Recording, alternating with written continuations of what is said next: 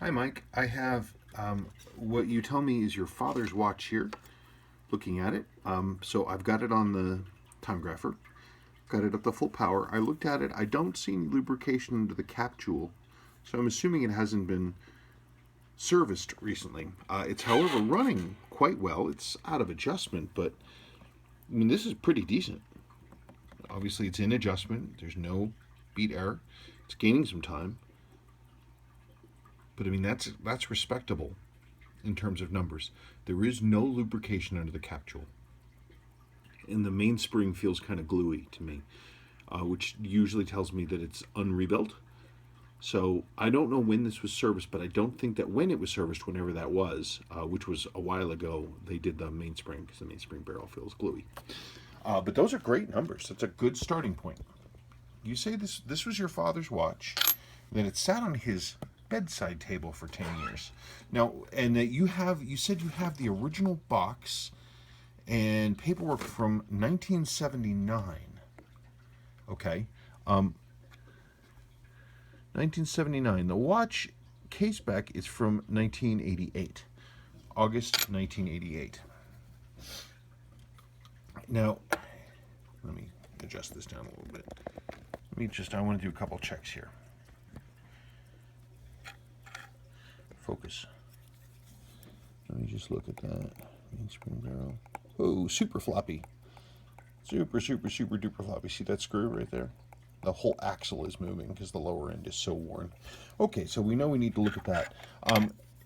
It couldn't have been serviced, or it wasn't worked on too terribly long ago because your caseback seal is actually not new, but it's certainly not ancient.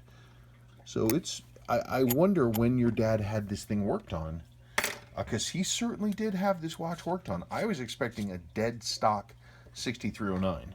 That is not what showed up. It's a 6309, of course, but it's had a few things. The insert has been replaced. That's it looks like a 007 insert. It's got a flat top type 3 crystal in it, which is for a 6105, and the dial has been reloomed in a way that is very particular, very specifically done by one guy. Randall Benson does this kind of relooming, because the relooming goes the entire top of the marker, of every marker, right to the edge of the white. Normally, original Seiko loom is just like a spot in the middle. He ran his stuff all the way to the edges. He's the only one that was ever able to really do this and make it look right.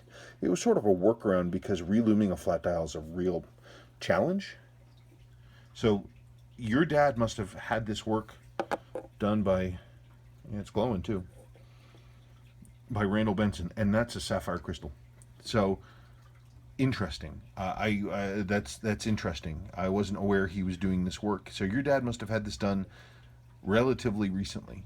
I'm curious about that. So the watch definitely needs service, and we can certainly do it. It's always interesting when I am expecting one thing and I get something else. So okay, we can go for it and we can make it happen. It definitely needs a lower mainspring arbor port repair. I'm sure that the mainspring barrel has not been rebuilt. I'm assuming that I'm going to have to check the seals, but if we're going in, we probably should do the seals anyway. Because again, whatever servicing it had was long enough ago that the lubrication is gone from underneath the cap jewel. So that's what I suggest. So anyway, thanks for the surprise, because that was a surprise. Okay, I'll talk to you.